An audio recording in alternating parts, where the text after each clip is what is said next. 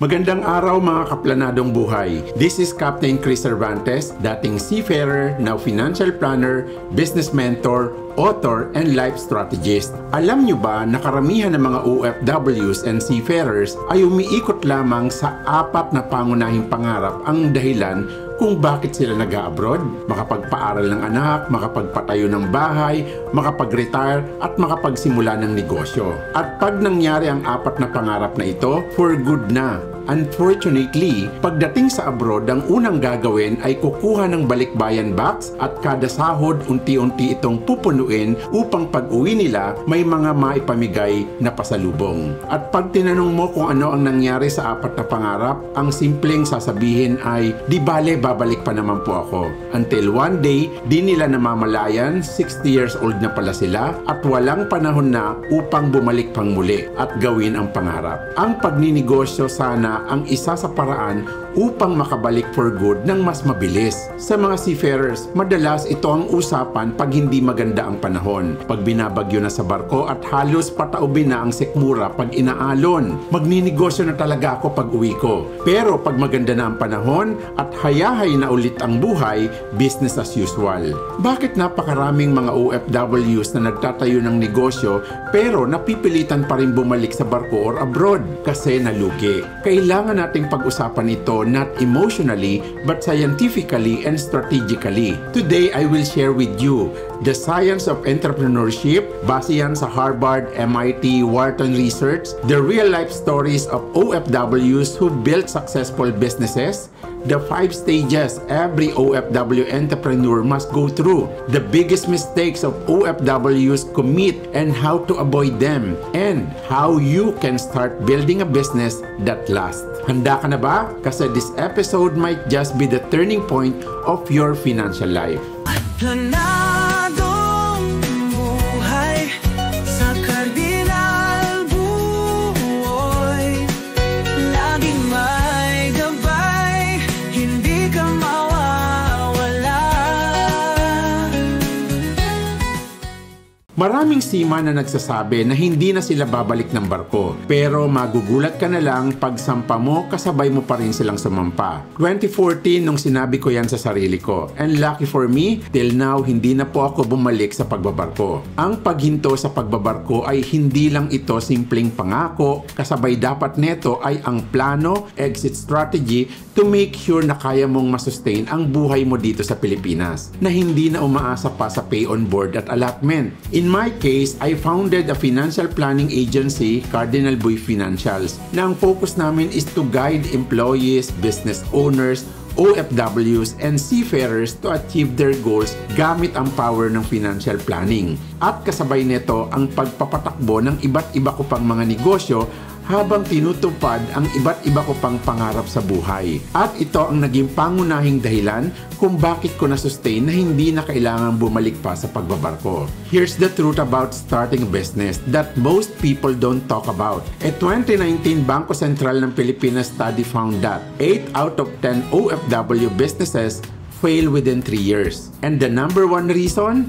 Lack of business systems and preparation. Not lack of money, not lack of ideas, not lack of passion, but lack of skill set, structure, and mentors. OFWs work so hard abroad, but many come home to a business that cannot survive without them. Or worse, falls apart because of wrong partnerships, wrong hiring, or wrong spending. At madalas magtatayo ng negosyo at iiwan sa kapamilya at aasa na magiging maayos ito. Pero pag uwi niya, wala na ang negosyo, nasira pa ang relasyon. Pero may magandang balita. Worldwide studies from Harvard Business School revealed entrepreneurs who prepare at least 12 months before starting a business are 60% more likely to succeed.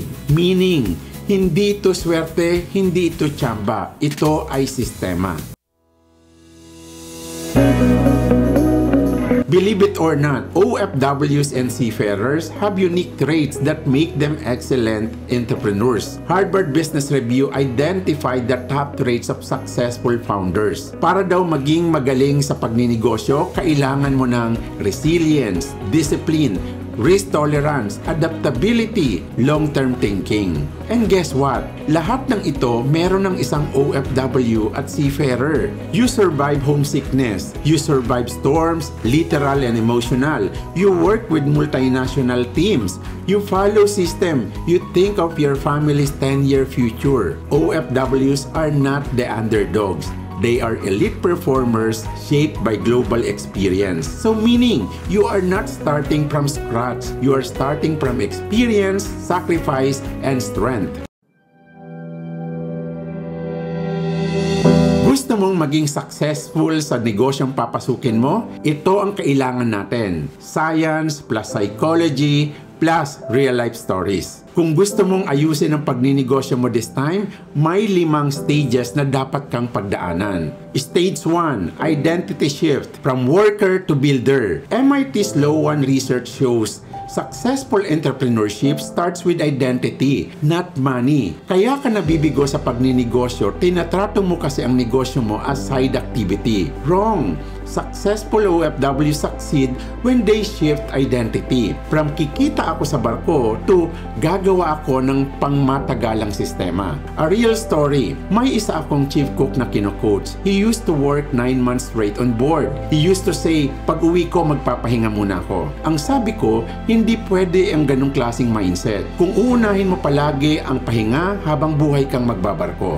He learned identity shift and used his vacation time to build an online food business. Today, his business earns more than his ship job. Remember, your identity will lead to your choices, and these choices will give you your desired results. Stage 2, skill set upgrade.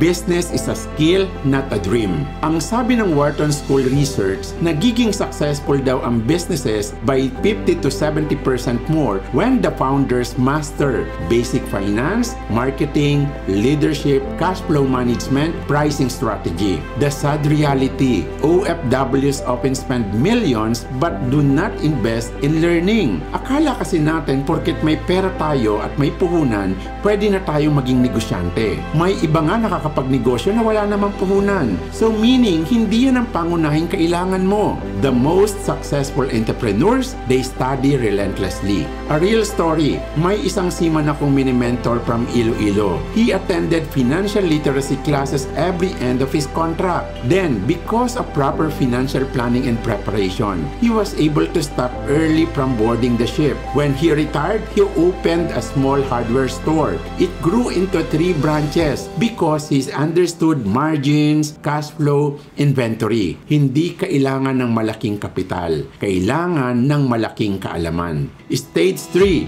Start small, scale smart. Test before you invest. Harvard research on startups shows that 83% succeed when they test small and scale slow. OFWs fail in business because they invest big without testing. Don't start with restaurant agad, malaking franchise, malaking puhunan. Starts with online selling, small cloud kitchen, small rental, small home service, side hustle na low risk. Test mo muna so you can learn. From there, you can scale up. A real story, may isang seaman from Bicol. He started with 5,000 pesos sari-sari store inside their house. Today, it's a mini grocery with delivery service because he allowed his business to grow in stages. Stage number 4, building system, the secret weapon of OFW CEOs. Ayon sa research na ginawa ng Stanford, businesses without system fail 70% of the time. Businesses with systems survive crisis. At bilang OFW or seaman, mas kailangan mo ng system because you are abroad. You cannot monitor daily. You cannot micromanage. You cannot always trust relatives to run the business. System is important because it can protect you from leakage, mismanagement, wrong purchases, employees issues, burnout. At pag sinabing system, kasama dito dapat ang financial reporting, inventory controlling, SOPs, hiring processes, marketing calendar, automated reminders. A system is not a luxury. Hindi siya optional. It's a survival. You need to build your system so that your system will build your business. Stage 5, innovate or die. The world is changing fast. Pag nag-take off na at kumikita ng negosyo, hindi ito doon natatapos. Ang sabi ng McKinsey sa kanilang pag-aaral, innovation increases business survival by times 3. Meaning, if you don't innovate at some point, you will evaporate. OFWs must learn to innovate in technology, customer service, digital marketing, product improvement, pricing strategy. Real story, a seafarer turned barbershop owner in Cavite offered home service haircuts using an app during lockdown. His income tripled because he innovated when others froze. Innovation doesn't require brilliance, just courage to try what others want.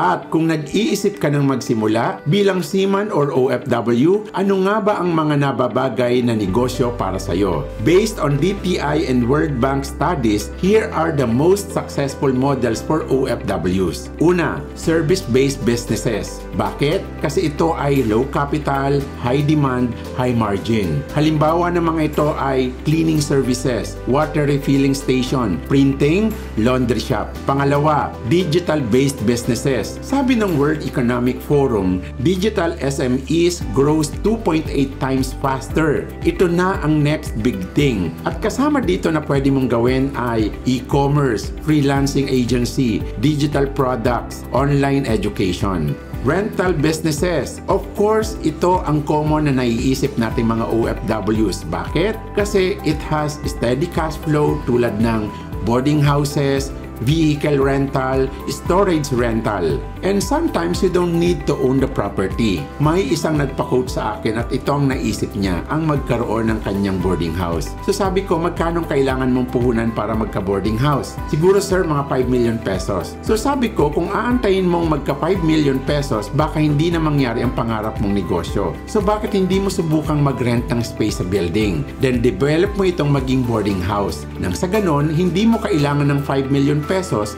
para magsimula. Kung magkamali ka man, mas maliit ang magiging lugi mo. Now, ilang building na ang inuupahan niya using the business model. Number 4, food business. Pero hindi lang basta karinderya dapat may sistema. Tulad ng food kiosk, cloud kitchen, specialized food delivery. Number 5, financial services business like insurance and financial coaching where you earn passive and recurring income. In my case, I started with financial services business sa pamamagitan ng pagtatayo ko ng sarili kong financial planning agency. Then later, nung kumita na ako dito, ito naman ang pinangsimula ko ng iba't iba pang mga negosyo. Kung interested ka on how to have your financial planning service agency, let me know and pwede kitang mentor tungkol dyan.